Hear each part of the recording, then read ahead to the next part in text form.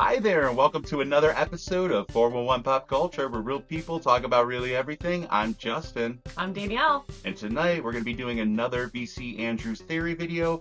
This time we're going to be covering whether or not we think it is really Joel from Seeds of Yesterday. So I will say, right off the bat, one thing that I did kind of wish they had included in the Seeds of Adaptation Lifetime adaptation was the character of Joel. I think it really does sort of change the arc of that story because it's really supposed to be Joel that's sort of the really doing maybe the bad things, or it takes some of the pressure off of Bart. Yeah. Whereas with the adaptation we have, there's no other suspect but Bart. So therefore, Bart does look crazy and in fact ends up crazier, which is also, I think, what makes the ending of that adaptation less, it's a little clunky, is that when Bart gives his like speech and everything about how he now accepts Christopher, it doesn't really make sense. You have to have sort of that juxtaposition with Yeah. Joel. It takes the empathy away from Bart. That's what Absolutely. you get in the novel, is that you're like, oh, but Bart, did Bart really do this? Yes, And then when you yes. watch the adaptation, you're like, I hate Bart. Like, It's there so is true. no Yeah. empathy at all. Yeah. I mean, I enjoyed the season of Yeah, adaptation yeah, yeah. and I enjoyed the actor playing Bart and everything, but you're right, 100%. It does take away from you hate Bart, the character, Yes. more. And that's not how VC Andrews is. Yeah. Like, that's why we love her so much, though, is that her characters are multi-layered, Yeah. right? They make mistakes, they're not perfect, and things like that. They question morals, they all these things, and the adaptation did take that away. I did want to add that Yeah. too. But again, I loved it.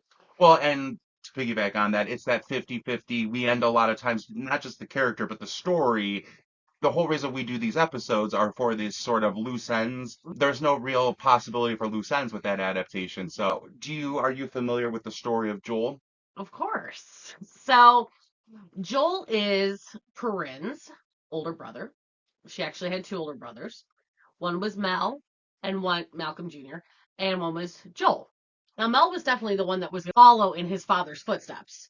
Joel was a little bit more artistic, so Malcolm really didn't want anything to do with him at that point. And then tragically, Mel died in a car accident, and Joel then disappeared off to Europe, where he supposedly died in an avalanche. Later, we find out that potentially he was in a monastery this whole time and has now resurfaced. And so this is where we are in In Seeds of Seeds of Yesterday. Yesterday. And what I find problematic is that we're getting the background of Joe and Mel from Garden of Shadows, which was written by the ghostwriter. So we So, think, so it seems. correct. Yes, yes, yes. So, my thought is when I'm going back to Seeds of Yesterday, the first time I read it, I legit thought that Joel was Joel, right? Then you go and you read Garden of Shadows, and then it makes you then go back and question everything from Seeds of Yesterday. Was that VC Anders' real intent? Right. And I think that yes, we only get a little bit in Flowers of the Attic. Now, so that everybody knows, I did try to, in order to make this episode, I was simultaneously this past week and a half rereading Seeds of Yesterday, rereading If There Be Thorns, on top of working. I tried to skim through Flowers of the Attic real quick to see what was discussed about Joel, etc., and you covered it 100%. But yes, it depends what variation of the story you're getting. And ultimately, yes, Garden of Shadows, it's not just the fact that it was like we think it was now pretty much written by the ghostwriter. Even if that you take that element out, I think it comes down to the unreliable narrator, which is a big part of these stories. If there be thorns, which rereading it, I've always said was like I love it, but it was my least favorite of the Dollenganger Same series. here. I actually think I love it even more now. Rereading, I'm like, so much happens, but it's her way of telling us unreliable narrators. The story from Jory's eyes are different than it is from Bart's eyes, as well as all of these stories are from Kathy, but hearing it from Garden of Shadows. So I just want to keep everybody. I love all the comments I get. We appreciate the support, but I always like to kind of emphasize when I respond that like it depends. We're listening from Olivia's side, and I think it's a very intentional device that VC Andrews, Virginia Andrews, these are unreliable narrators. Unlike the ghostwritten stuff, I think it's supposed to be more you take what they're kind of saying as is. And so I think that's to what your point is, where by the time we hear Garden of Shadows, we're hearing Joel from Olivia's side of things. Yep. Absolutely. And so, when we get into Seeds of Yesterday, Like, I always just, he's dead. Like, he didn't come back. Like, why all of a sudden now when Foxworth Hall's been rebuilt? Like, Hmm. it's been years at this point, right? Why doesn't he come back? Apparently he loved his sister, right? Mel and Joel and Corinne were close, Hmm. correct? So, Yeah, yeah, so like, why wait until now? Like, why wouldn't he have come back like when the first one burned down? right. And then his sister goes crazy. Like, he didn't come to help her. Like, if he's this caring, truly pious man, it doesn't make sense that he shows up when he does. Well, then we'll get into it. So there's basically for this theory, there's three sort of ways you can take. The Joel and Seeds of Yesterday is actually Joel returned, or it's an imposter Joel, or maybe somewhere in the middle. Now, what sparked this episode for me, it is something I think when we read all of us from Seeds of Yesterday for the first time that we're like, oh wow, Joel's returned. This is unusual. Wow. And I think that now, and this is from, I've heard comments from it. I cannot remember, sorry, who said the first time brought this up, but it re-triggered in my mind that, yeah, we do always kind of think maybe this is Joel, maybe this isn't. And I think, it depends when you read it. At a young age, I'm sort of taking it that it is Yep. Joel. Now, as you can already tell, I think Danielle is very much leaning one way. I'm personally leaning a little bit more 50-50. And who knows, we've had other episodes where we've changed sort of each other's minds as we've discussed this. So we'll see how it goes. But I right now think it's somewhere in the middle. And again, I apologize. I'm pretty sure I know who said this, but somebody brought up to me a line that was said in If There Be Thorns that John Amos, that he has a relative that he references as somebody to like back him up. And I'm telling you, I just reread If There Be Thorns. I went page by page. Especially when I got to a John Amos section to see where I could find that line because I also vaguely remember something to that effect. Now, the only thing I could find was on page 353, where John Amos and Christopher and Jory are kind of talking, and John Amos says that Foxworth Hall is almost finished, and soon he shall reign as king where Malcolm ruled. His arrogant, beautiful daughter will reign at my side. She'll color her hair and make it blonde again, and she'll sit at the foot of my dining table. Behind me will stand one of my own cousins, where I used to stand. It will all be as it was before, except this time I shall be the lord and master. Which then makes me think, I think that might be the part. That's the only part I could find. But I always thought, okay, which makes sense. John Amos is third cousin to Olivia, so we were kind of thinking, oh, well, maybe the Joel that comes back could have been this person that John Amos was referencing, his own cousin. Now, when I read that now, I'm sort of like, well, that could mean anything. But I think it makes a point to this episode, which ultimately, again, just brings up the fact that it either could possibly be Joel or two things could be true. It could be that John Amos was referencing Joel as this cousin who he knew would come in and try and do this scam with him. Because in If There Be Thorns, John Amos's goal is obviously to get the fortune one way or another. At first, he wanted it via marrying Corinne, but now he's realizing he's never going to have her the way he wants. So he's going to be in cahoots with somebody else to get this. So I kind of thought for a while that John Amos, this was 100% an imposter, but I do think that there are, you can kind of land on those three spots. And I think that there are, just like everything else with Virginia Andrews, unlike you, I think that there's a lot in Seeds of Yesterday that support if this was actually Joel. For instance, there's scenes where Kathy and Cindy both reference how much Joel looks like Malcolm, how much Christopher at this age looks like Joel, and vice versa, how much Joel looked like Chris Sr. So there's definitely a Foxworth resemblance. But again, that could just mean this is not necessarily Joel, but another Foxworth relative out there.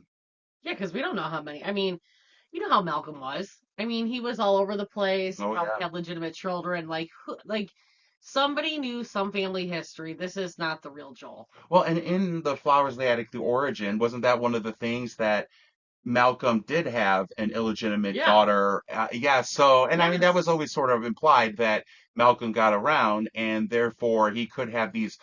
heirs. Now, Joel would be a legitimate heir, so it would make sense. But if you want to link it to the whole John Amos part of it, I like to think that now again, there's less evidence now than I thought when I was rereading If There Be Thorns, trying to find this one line that I could not find. But long story short, ultimately, it still could have been John Amos was working with a relative to try and get. And so this would be the cousin. He's sort of like, John Amos is sort of like, hey, to his cousin, I'm going to be number one, but you could be my number two, and you'll still inherit and stuff. So you'll have to pretend to be Joel, and therefore this would work. Well, and I think when I went back and read, because of course I immediately was like, it's an imposter. And then when I went back and I was reading some of the stuff, specifically in Seeds of Yesterday, the eyes. It Hmm. comes back to the eyes and the fact that Kathy was referencing her father and all Yes. these things. It's definitely got to be a Foxworth relative. I'm thinking illegitimate. Right. I might be changing a little bit. It's not a full on imposter, but it's definitely some kind of relative. And I think maybe John Amos found him Sure. because And that was was like, his plan. yes, to use him to be able to still get everything that he wanted. Because if we think back to our other theory video about the fire in and of itself that John Amos started it, Hmm. right? This would make sense now that this was part of his whole plan Yeah, was to then go back and find. He knew Malcolm like cheated and slept around, so I'm sure it's definitely some kind of relative at this absolutely. point, but maybe not Joel. Right. But there is still arguments for Joel because it does look like Joel. He knows various details, like the whole balcony Yep. thing. Like he comes in and he's sort of like to Kathy and Chris. Kathy is sort of thinking she's like smiting him a little by being like, "Oh, I like what you've changed, Yeah. Bart, that there's this balcony here now that wasn't before." And Joel is like, "Well, actually, there was a balcony that was removed." So he knows details that he probably shouldn't know if he's not Joel. However, there's always the flip side of that. It comes out that he was talking to a caretaker. The caretaker could have told him the original blueprint, or he could have been a relative, just not Joel, that was like around. When we read Garden of Shadows, there's like a 17-year period of time where the story jumps from Olivia to when Flowers Yeah. of the Attic is supposed to begin. A lot can happen in 17 years. A Absolutely. relative could have heard these stories, or one of their childhood relatives. Again, in a novel, I think it's so easy for us to forget about the space between, or it's like when you watch a movie and the scene cuts and it's a day later. There's a lot that still happened. We just don't know it. And in the story, there could have been times where cousins were coming to visit. It's just not part of Olivia's story. And then there's something else that I do think supports that it could be Joel regarding the piano, but I want to put a pin in that until we discuss a little bit more. But was there anything else you saw in there that made you think maybe it is Joel? And I know it's hard for you because you're on the opinion that it's not Joel. Yeah, it's really hard for me. He did talk about in Seeds of Yesterday a little bit about how they were raised. He Hmm. did talk about Corinne being punished, but she was always forgiven or given some kind of jewelry. And so I think that does fall in line with that childhood. And again, that type of detail is only something that you would know if you were in that house. That's not Yeah. something a cousin would know. Like, you don't know how your parents punish, your aunts and uncles punish their kids, right? So like Hmm. that was a little bit of an intimate detail that kind of made me like question again, like, oh, is this Joel or not? So I do remember that one standing out. Well, on that same note, I also think that, like, because you had started to kind of say this, or I think it's the thing when we first read Seeds of Yesterday, where we are sort of, for some reason, thinking, oh, this Joel's so harsh. Or at least when we go back to reread Seeds of Yesterday, when we're sort of like, wait a minute, the Joel from Garden of Shadows, for instance, does not seem like he would have grown up to be this Joel. Or now after watching the Flowers in the Attic, the origin story, which I know has some problems, but I still think the first three parts of that one was really, really good. They Yeah. just fell apart in part four. But the Joel from that, it's sort of hard to be like, how did that Joel become this Joel? And I will say, and in the times we're living in, I've seen it happen before where, kids who have very different beliefs, kids who have their own beliefs, their own independence, after losing a parent, they do tend to then change their beliefs. I think it's out of guilt or a misguided respect for the lost parent to like now start taking on that parent's beliefs, even though it's not what they believed previously. So I think it could also work that Joel was this sweet, artistic, creative, forgiving person that now feels guilt for after, when you lose somebody, you can't win an argument with them, or you start to feel guilty about being left, that you start to then adapt their beliefs, which is why he could then his own religious stuff becomes fanatical, almost out of a misguided way to respect his parents. Yeah, and the thing, and I want to add on to that point is that when you look at how Joel is, he's not like Malcolm. He's like Olivia. Yeah. He's very Hmm. devil spawn and all this There's true. stuff. Yeah. And he was close with his mother, which 100%. makes sense Yes. that he still doesn't like Malcolm Hmm. because everything that he's spewing is Olivia. 100%. I agree with that Yeah. completely. I think that's a really good point to make. I think it's easy for us to think, oh, this isn't Joel because he's this person. But he is kind of taken after Olivia. Now, again, I think when you reread Garden of Shadows, and we now believe that it was mostly written by the ghostwriter, I don't think that it shows a side of Olivia that makes it a little harder to see how she became the grandmother from Flowers in the Attic, or particularly the origin. And I think that she was this sort of she loved Joel and Mel, and Corin even says that in Flowers in the Attic that they were always her favorite, the mother's favorites. So it would make sense that Joel loves his mother, and to him she was kind. So he also thinks, oh, well, this makes sense, Devil Spawn and all this. So it could actually really be Joel from that angle. And with him carrying on his mom's legacy, I think that he truly believed that like his mom's beliefs were right. Hmm. I mean, so like when you see like how cruel he's being and like he's trying to brainwash like the twins and like all of these things, you're like, he is terrible. But is he also a victim of Olivia? Hmm. Right. You know? So Yeah. maybe it is him. And thinking like his own mind was warped too. I mean, he's basically continuing the cycle of abuse. So again, Joel in Seeds of Yesterday, he randomly shows up, says that he survived the avalanche, lived in this monastery, but the whole novel, he's essentially like grafted himself to Bart, criticizing Kathy nonstop. Now she's also distrustful of him the whole time, but he also is sort of like kind of sexist with how he is. He's sort of like, well, Christopher can at least be forgiven a little bit because he's a doctor. And, but he's very much against all the women. He humiliates Cindy. So he's really this abusive guy. But I think the most messed up part is when, and I really would have loved to have seen this with Joel in an adaptation, Adaptation. which is with how he is with the twins and how Yes. it's sort of, I always loved that about Seeds of Yesterday, the sort of getting Corey and Carrie back way. Yeah. And how he is trying to make them think they are the devil's spawn, devil's issue, even though these two kids are completely innocent. Not that Corey and Carrie weren't, but there's no justification. Right. But now then there's the flip side of things where we think maybe it's not Joel at all. And I think that there's a right, and I think that I think there's just as much evidence to support that as much as there is to support that it is. But you think 100% it's not Joel. It's not. I can't justify it in my head. There is no way. I mean, for instance, we've got the Christmas party slash Joel's reintroduction to society that Bart wants to do, Mhm. right? And Bart has assured everybody that Joel specifically took the invitations and mailed them out. And then nobody shows up. So just to give a little setup, it's they had a first party where it was going well, but Jory got injured. So this is the second party of Seeds of Yesterday. It's a Christmas party, but it's also supposed to be a party to reintroduce Joel to his friends. Yes. And then Bart goes on about how Joel took the invitations, he's mailed them out, and when people don't show up, what is it, Kathy that questions Bart about it, and Bart just can't see. He's got blinders on, right? Yeah.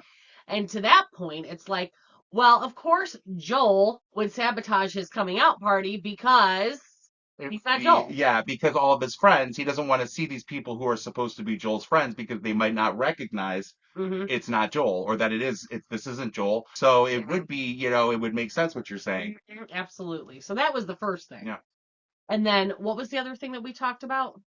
Well, there are a few things. So, he generally avoids the piano, and he is basically sort of in a way that's like, oh, I don't feel music anymore, or it could be a sin, da da da. So he sort of avoids it. So that would also make me think, okay, or it's a convenient excuse that you don't know how to play the piano, therefore it's a way to avoid showing everybody that you're not really Joel. It's a sin now. But again, to make it 50-50, there's this whole chapel that they add on to the new Foxworth Hall that Joel and Bart add on, later on, Joel is seen playing the piano. So I was sort of like, oh, okay, so maybe it is Joel again. It's like you keep going back and forth. But I think another thing to say that this is an imposter is why doesn't he contest the will? He comes back, he clearly wants, like, you can see all these parts where he gets excited that for a second, Kathy is like, hey, Bart, we're going to leave and Joel can just be your administrator of your trust. And Bart's like panicked and Joel gets excited because he clearly wants this control. So I think that there's a lot of evidence, my point being that this Joel wants to have the money. So why doesn't he just contest the will? Because if he is Joel. If he's not Joel, that would make sense because he cannot prove it. He can't prove that he's Joel. Therefore, he doesn't contest the will, and he's sort of like, but I can still get the money this way, which would also loop back to the whole John Amos thing. He knew about, I think, there's a chance he knew about this because John Amos had this plan and but this guy was in the monastery apparently. And my thought was also, well, maybe this guy was a criminal. Maybe he did know that Joel died. Maybe, or if he's a criminal, maybe this is the person who killed Joel, and knew for a fact he was dead, so he could do this. Well, he probably was like, well, what happened? I thought John Amos and I were doing this plan. He didn't know that he was dead. The reason I bring this up is because there's a part where finally a reporter came to the monastery and told him, this Joel, that Corwin was dead, John Amos was dead. So he's probably like, that's why the plan went awry. Well, let me maybe try and do this myself. But he gets there realizing, okay, I'm not really Joel. Therefore, I can still maybe get it through Bart, which is why he doesn't contest the will. Right. You know? Absolutely. Well, and the other thing to your point about the piano in the chapel, that would have given him enough time to practice some basics, I feel I like. agree. Because then why all of Yeah. a sudden are you like, okay, I'm going to play now in this chapel, but I didn't want to play before. Yes. Learned enough. Yeah, and Anyway. Kathy says how beautifully he plays, but Kathy is very sensitive to music. Anybody playing music, she's gonna automatically be like, it's beautiful. Yeah. So I agree with that. Yeah. But is there anything else you have to think about in terms of it's not Joel? Yeah, so the last thing I would say is if we really, put aside who wrote what or what the intent was behind anything, if you read Joel in Garden of Shadows, there is no way that is the same guy. True. Period. Joel is way too sensitive. If anything, it would be Mal that I could believe would come back and kind of be this type of person, but not Joel, as he is written in Garden of Shadows. Yeah, I get what you're saying. Like, we can't, it's easy for us. I think you have to when you read novels like this, you have to take it with a grain of salt. Okay, Garden of Shadows was written by the ghostwriter. So and it's also an unreliable narrator. But if you take those out, you're saying take that out, Yeah. and yeah, if you just look at the character of Joel, does it really line up? I can always argue, hey, but parents, when you lose a parent, sometimes you adapt their behaviors in order to show respect after the fact. But yes, I think you make a good point, which is from a literary standpoint, the Joel that we see in Garden of Shadows really doesn't seem like he would have grown up to be this Joel. Especially with, my impression of monks and stuff were always that they were sort of like peaceful. Like, Yeah. so to come back with the fire and brimstone Old Testament side of things. But when you read Joel and Seeds of Yesterday, he does like he'll say things like, I feel bad for if that's what you think, Kathy, that I'm only focusing on the Old Testament stuff, then I apologize. I shouldn't neglect our Lord or his son. So it is sort of like, well, I can see that being Joel at times, but again, why would Joel have neglected him to begin with? Which is why I like the adaptation, the origin, because they bring out this whole, homosexual element. Joel is this kind-hearted person. He is not like super religious or anything like that. So it falls in line with this Garden of Shadows narrative, right? Yeah. And to piggyback onto that, it is why I really liked the origin. I thought the changes that they did make in the first three parts, I don't think deviated from the overall story enough. It was the fourth part that like changed characters in the future.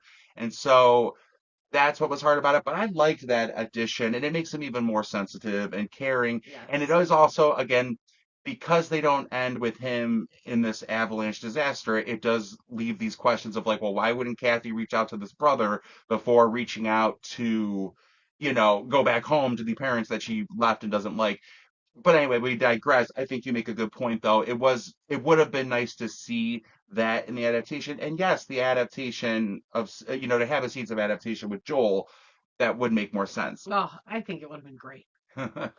Oh, sad that he wasn't in there because he's just like, he's Joel. Final thing I'll say about this not being Joel is the fact of like there is a lot of stuff where he mentions when he first sees Kathy and Chris that he's been talking to this caretaker and he's like, "Oh, before I met Bart, I talked to this caretaker." The caretaker could have given him all the details about the family that he would need to know that would allow him to be able to be like, "Hey Bart, I'm your Uncle Joel." And Mm-hmm. Joel or Bart is so desperate for a father figure. That's the crux of his issues through If There Be Thorns and Seeds of Yesterday that ultimately culminate in him realizing that Christopher really was the best father he could have had. But it's his struggle, when he realizes that Paul was not really his father, that his real father was Bart, that his stepfather is married to his sister. It's all this stuff that Bart struggles with. So that's why he is so receptive to John Amos. And again, the definition of insanity is doing the same thing again and again, expecting a different result. And this is culminated in people do that though, and Bart does have his mental issues, and one of them is he is now presented with this John Amos 2.0 and decides to again put all his faith into this guy that might not be good for him. I mean, as you just said it, like all this stuff that Bart found out, like Paul wasn't his dad. His dad is his mom's husband is his uncle, and he's married to his sister. Hello, of course he's messed up. Right. As No, you for said it, sure. I'm thinking, I'm like, no wonder he's grasping at anything Absolutely. because And his whole so world is a lie. and the point I'm Yeah. making is that, so when this guy does show up and he's like, "Hey, I'm your Uncle Joel and I'm religious," Bart would be like, "Yes, Yep. okay, here's somebody I could, another father figure, because that's what I'm Yep. desperately searching for." So it would be really easy for an imposter to pretend to be this Uncle Joel that really maybe has these nefarious motivations. That being said, you do lean more on that it's not really Joel. I think that it's more 50-50 or somewhere in the middle, or like I always say, two things can be true. It can be a It's a Foxworth relative, imposter. right? It could be a real Foxworth. It's just not really Joel, or it could be Joel, but maybe he did become this kind of horrible person. And I think though one issue is now I don't want to get too deep into this because I think we're going to do an episode down the road about it. But I think, like we've said a couple times now for a reason, is that Garden of Shadows we're pretty sure now was written all by the ghostwriter. But I never realized, and I don't want to get too far into it, but Seeds of Yesterday does have that blurb. Somebody pointed out to me that they thought maybe Seeds of Yesterday was partly written by the ghostwriter. And I was like, well, no, it was published before Virginia's death. So, that's just a miscommunication. But I did notice that that blurb of following the death of Virginia Andrews, novels will be written. This is one, is at the beginning of Seeds of Yesterday. Now I looked and I'm like, oh, but this is in my newer copy. Maybe they just put that now. No, it's actually in my original, like the old 80s copy. And I'm like, well, that's kind of weird because Why it, is it it in should be there? published before. So I think that Seeds of Yesterday was written, and we'll get into this in another episode. I think it was written by Virginia Andrews, but I think maybe she did start having some help maybe from a ghostwriter. And so I think that like this book, Seeds of Yesterday, if the ghostwriter had had some attempt, now again, everybody, we'll go more in an episode about this. I can already see the comments coming in of everybody being all mad about this. But like, if it was written by both, it would make sense, or at least helped by both, that there would be these contradictions that maybe Virginia had the intent that the ghostwriter did not, or meaning like, for instance, she was going to reveal that this was not really Joel. But when the ghostwriter started writing it, he didn't realize that and was like, we've got to make this Joel. So it would make sense then that you would have these sort of contradictions. Yeah, Um, absolutely. but I will say, even though you are more on the fact of like, it's definitely an imposter, just when I am convinced that it is 100% Joel, because I think that there is a lot to suggest that it is Joel. The descriptions, I mean, I can't, we only said it quickly, but there's a lot in the novel that describes of like, I see those Foxworth eyes. Kathy's like, he looks just like Malcolm. He looks just like Chris. He looks just like my father, Chris Sr. Cindy's like, wow, you look like my dad. Is going to look a little bit older. So, I mean, like, that's there. You have to kind of take that into effect. Again, it could just be a Foxworth relative.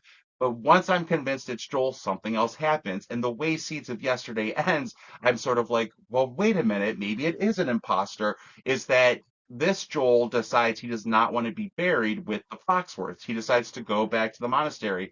And it's sort of like, well, wait, you're right on the cusp of getting all this money uh, from Bart, everything gets a little weird here that you're like, why would you not want to be buried with the Foxworth if you are a Foxworth, unless you're an imposter, and therefore you're like, oh, I don't want to be buried with them anyway because I'm not one of them. So it is sort of like my point being the fun of the B.C. Andrews novels, especially these early ones, that you're always kind of left guessing, and nothing is ever 100%. I know that you all get really passionate about it and you feel 100% about things just like this one, but I feel like there's always this wiggle room, and it is meant to kind of leave you like, wait a minute, thinking a little bit more. We have to make a decision though. Like for me, when I'm reading, Justin likes the books, the adventure type, where like Choose your own choose your own adventure. adventure, right? And I'm like, nope, this is the decision I've made. And then a decade goes by and I read it again. I'm like, oh nope, this is my new Yeah. decision, which is why these theory videos are so fun Yeah. because in one moment you're reading it it's the first time and you're like, oh that's Joel, this is crazy, and then you go read Garden of Shadows and you're like, wait a minute. I gotta go back and read this again. And as you read things through the years, you notice different things. Maybe you're looking towards the adult side of things Yeah. versus the children's side of things, and Yeah. just so now I have to go back and reread it again, but I am definitely, it's a Foxworth imposter. Well, I think it's fun to read it in two ways on that note. Like sometimes it's good to reread it with an open mind. Don't read it thinking what you thought before. Read it Yes. trying in a blank slate and being like, well, wait, what are the clues that are being built up this time? But it can also be fun when you start to have a new interpretation to go back and read it again with that interpretation and be like, ah, here's this clue. Here's Yes. this clue. So again, I mean, I'm not going to decide because I'm not 100% on either way. I think that if I have to choose right now, I'm somewhere in the fact of like it's a relative of John Amos. It's a relative of it's definitely a Foxworth. I'm not convinced that it's 100% Joel. I think it's one of Malcolm's illegitimate children. I think that makes sense too. And we only kindly lately touched on that, but yeah, Malcolm got around. Like, what if Malcolm slept with one of the servants? Sure. And this child or whatever, He's trying here's to take his all the, revenge. well, that, but here's all the, Was there the for all of gossip, it. right? Yeah, if Like, he was with the servants, here's yeah. all the stories. I mean, the employees talk. Yeah. I mean, he probably got more information from them I than mean, he would have being the real Joel. a lot of time goes by. So there's a lot Yes, that he could yes, have learned and had figured out over the years and put two and two absolutely. together. Maybe he reached out to John Amos and put him on this trajectory, even though John Amos thought it was all his plan all along. Yeah, So, that's a good point too. but I do want to end on this excerpt that I found while rereading Seeds of Yesterday, what I think the character of Joel does represent, which I think fits to whatever interpretation. And it also might explain a little bit of the sort of contradictoriness of this character, Joel. So at one point, Kathy and Jory are sitting out having a talk, and a loon makes a noise in the distance where Jory is like, in the past, I always thought these were beautiful melody, and I used to always love their sound. Now they just sound lonely to me. Well, they're sort of interpreting what it means, and Joel speaks up and he says something to the effect of, there are some who say that lost souls inhabit the bodies of loons. I asked sharply, turning to stare at him, what is a lost soul, Joel? His benign voice said softly, those who can't find their peace in their graves, Catherine. Those who hesitate between heaven and hell, looking back to their time on earth to see what they left unfinished. By looking back, they are trapped forever, or at least until their life's work is done. That's kind of biblical as you were reading it. Like, woo, I just got like a little chill. But I think it represents what Joel is in this book. He is sort of a lost soul. He started in whatever interpretation you take, the Garden of Shadows version, the just straight from this novel version, he is a lost soul, and maybe he was this creative young man who has now decided to go back and look. He was on his way to heaven, but he's now looking back on his past, hence coming back to Foxworth Hall, and it's why he's struggling so much, trying to figure out what his life's work is. And it is why maybe he's so contradictory, but I do think that it is symbolic to what Joel is supposed to represent for this story, for Seeds of Yesterday. But like we were saying, I really do wish that Joel, the character of Joel, had been included in the Lifetime Seeds of Yesterday adaptation. So good. I Yeah, mean, I really wish we would have seen Joel and Caesar yesterday. yeah. And like, and then when they did the origin and they got rid of John Amos, maybe that's why, because they did Seeds of Yesterday first. Maybe, and maybe they just got confused along the way. It sounds like they, took in what Andrew Niederman was saying, but I'm like, he doesn't seem to, like, he got mixed up somewhere.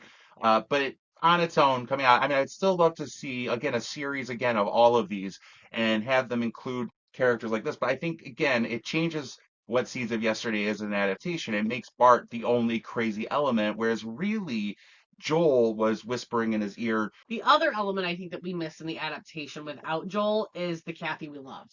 The Mm, cynical, yes, yes. questionable, sassy. Like at one point in the book, she slaps Joel across the Yeah, face. yeah. Like that's the Kathy we all love, And he says right? stuff that really pisses her off that she Like like, yes, it adds another element of, is Kathy now crazy? mm, Is she making stuff up in being her head? paranoid. Yeah, Yes, because Chris is very like, he's innocent, he's yes. harmless. So we lose that whole other layer of the Kathy we love by removing Joel from that Although adaptation. I will say Chris drives me crazy rereading Seeds of Yesterday. It's similar to how I felt about Jimmy and Twilight's Child. It's sort of like everything he says is an argument with Kathy. How many times has Kathy been proven right that you, Christopher, don't just believe her? But regardless, I get they need it for like story elements, especially to wrap it up like full circle that he ends up like his father. But yes, it does like you, and that was my thing too with the whole Seeds of it, or the whole Lifetime adaptations. Flowers and the Attic, Kieran Shipka did a great job at bringing that part of Kathy out, but then like it kind of got lost a little bit with If There Be Thorns and Petals on the Wind. But a little bit you got to see that side of Kathy with Melody, and I remember being really excited. But if Joel had been there, it really would have given her a lot of material to like Yes. to us to see Kathy, the Kathy we all know and love, who is spiteful, vengeful, speaks what's on her mind, It's and parallel to like her complaining about her mother to Chris in the yes, attic. It's like yes, they're back in Foxworth Hall. correct, yes. Now she's suspicious of Joel, and Chris, the eternal optimist, is always like, it gives you that parallel, that layer that Yeah, it we sure does. missed in that The adaptation. conflict you need and all Yeah. that. But let us know in the comments below, and I know you will, and I can't wait to hear them. Do you think that this is really Joel? Do you think that this is an imposter? Do you think it's somewhere in the middle? Is it maybe a Foxworth relative, true, but not really Joel? Do you wish that he had been included in the adaptations? As always, thank you, Danielle, for joining me for another episode of 411 Pop Always a Culture. pleasure. Yes, we had the best time, and we'll have some more BC Andrews content coming up soon. We're thinking about actually doing some like re-watches of these so that you can like watch them with us, see what our actual thoughts are as we see the images on screen. And let us know though in the comments below what you think, and we'll talk to you soon. Have a good one.